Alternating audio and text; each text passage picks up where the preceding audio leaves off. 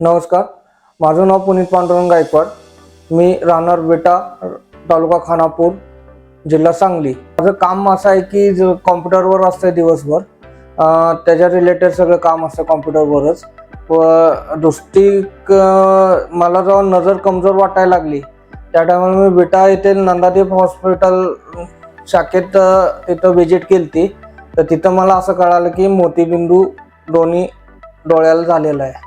त्याच्यानंतर त्यांनी सप्टेंबरमध्ये माझं ऑपरेशन इथं सांगलीत झालं.